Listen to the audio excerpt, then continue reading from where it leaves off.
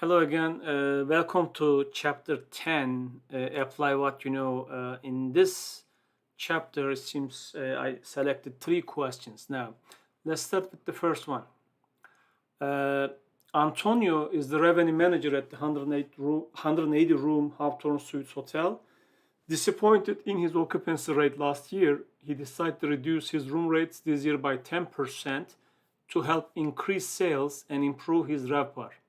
This action resulted in an upswing in occupancy from 75% last year to 85% this year, an increase of 13.3%. And last year, operating cost was 61. This year is increased to $62. Help Antonio better understand overall result, and there are overall results. And there are a few questions here as well. Last May RevPAR, this May RevPAR, last May GopPAR, and last May to this May GopPAR change in dollars and in percentages as well. So let's compare Antonio's GopPAR performance this year versus last year. As usual, please try to do this by yourself and come back in a minute. Okay, now let's start to solve our question. First, 180 room is available every day for 31 days. So total room available in May is going to be 180 times 31. Okay. So basically there will be no change, but just in case, let's do it. New one minus old one divided the old one is going to be 0% because there is no change. However, room sold change, right? Actually, let's do the occupancy first here. So last year was 75 last May, and this May is increased to 85%. Now room sold is going to be then available rooms times occupancy. And if we do this, it could be 13%. Actually, let's do this. Hold on. I'm just going to add two more zeros to percentage. Okay. As you can see here, 13.3%, which is 13.3%. Now, for the ADR, he decided to reduce his room rates this year by 10%. So to calculate that, we're going to multiply this by 0.9, which is the 10% decrease. If we still do the same thing, like in this case 13.3%, because the same thing is room sold occupancy, and if you see this is negative 10, basically it's 10% decrease, right? So revenue is going to be ADR times how many rooms sold, and this will be also a change of about 2%. And revenue per available is going to be revenue divided by 5580 is 97.49. Let's pull this here. Let's do this here is 2%. And controllable operating cost was 61 last year. So 61 times how many rooms sold. Okay. This is basically how much it cost. Okay. As expected, because the occupancy increased 13.33%, controllable cost is going to be also increased as well. No, actually, hold on. Sorry, I'm sorry. It should be more than that because instead of 61, I forgot it says $62 per room. So it's going to change a little bit more. So because of the increase in the controllable cost, even occupancy increased only 13.33%, controllable cost increased to 15.9%. So what is the gross operating profit then? We got the revenue minus how much it cost, and we got our revenue gross operating profit number. Okay, so it's close to negative 9.66% decrease in gross operating profit. I mean, we're gonna calculate the GopPAR, but even without calculation, we can see that there is an issue. Let's calculate the GopPAR as well. Divided by room available.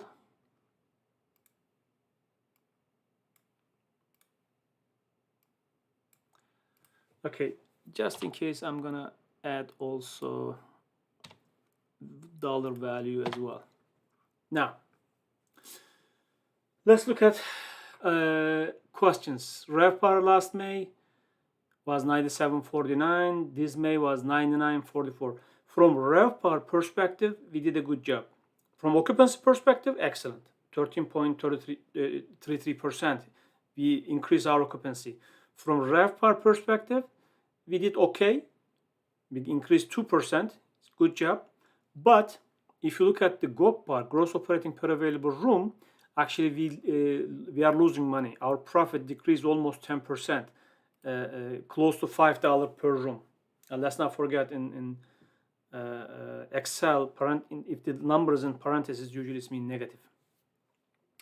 Now, pair Antonio's GopPAR, how effective do you believe Antonio was in devising and implementing? Now, from the just a question perspective, he did not do a very good job.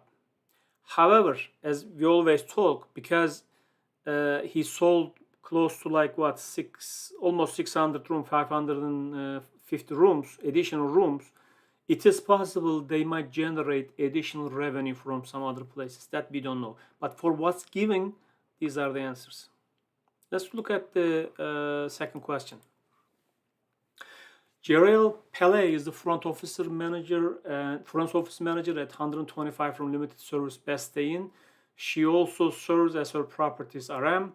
Jeriel has just taken a call from Lawrence, a friend and the revenue manager at the hotel within her comp set. Because of an internal oversight, Lawrence Hotel is overbooked by 70 group rooms next Saturday. Lawrence would like to purchase that number from Jeriel at their previously agreed upon walk rate. We talked about this walk and the overbook in before. Walk rate of $75. Jeriel's normal rack rate is $129. Currently, she has 55 occupied rooms, arrivals and stayovers on the books for that day. She estimates that she could sell at her normal ADR another 30 rooms by Saturday. According to her estimate, approximately $8 spent per room on additional services. That, I mean, this is a limited service, but whatever it is, people in each room spends about $8 each. So complete this and answer the questions. Okay, as usual, please try to do it, solve it yourself and come back.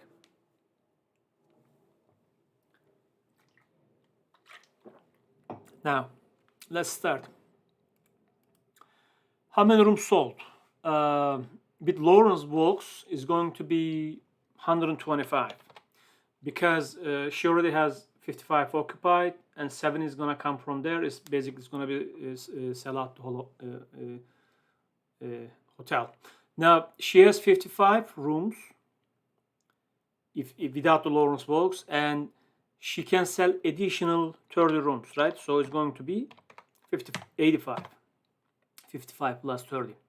Now let's calculate the total revenue.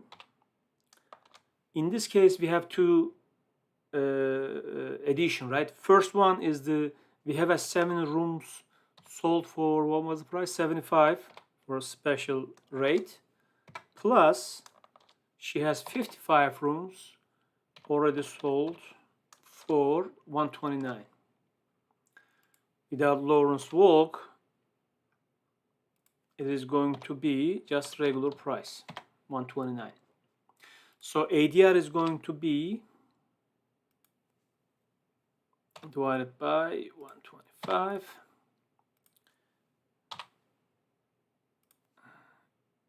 divided by 85. So 98.76 with Lawrence Walks and 129, of course, without the Lawrence Walks. So if you just focus on ADR, it seems without Lawrence Walks is better. But let's continue. Per room, this is a per room, so it's $8 each room. Total additional revenues basically is 8 times how many rooms there. Can do this. Okay, so the total revenue is going to be this number plus total revenue. So this total revenue is both room revenue and additional revenue. So revenue per occupied rooms is always gets with the total revenue, right? Divided by per occupied. So 125, 137. Now revenue variance is basically what's the difference? But the question asking both dollar and percentage. So let's do this. Let's make the amount here. Amount is going to be this number minus this 1700, and let's make it percentage here. Let's make it a little bit bigger and bold.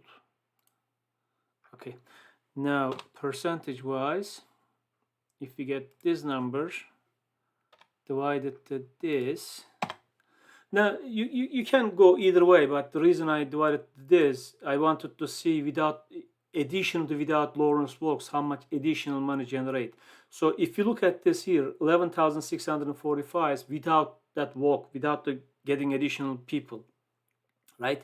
So because of the additional people coming, Jarrell and can generate additional $1,700, which is the 14.6% increase.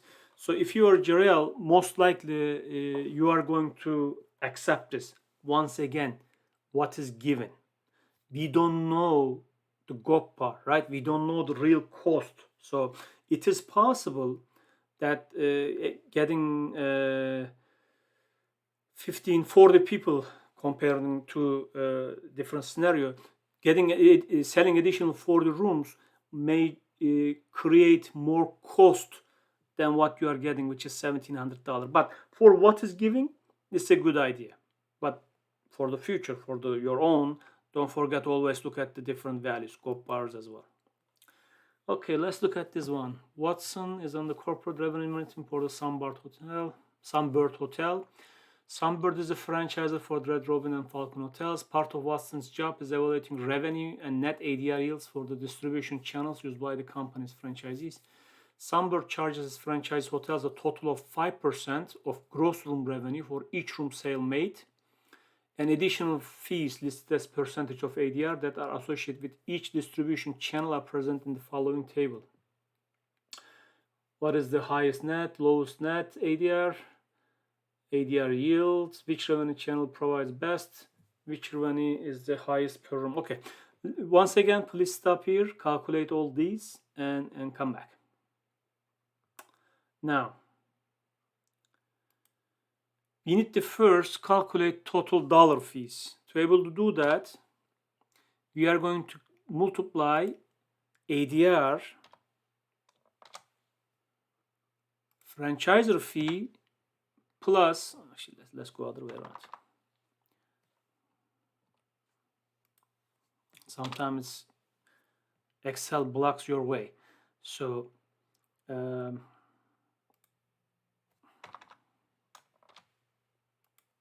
plus 5%, which is basically total percentage of fees, calculate by times by ADR, gives you total fees.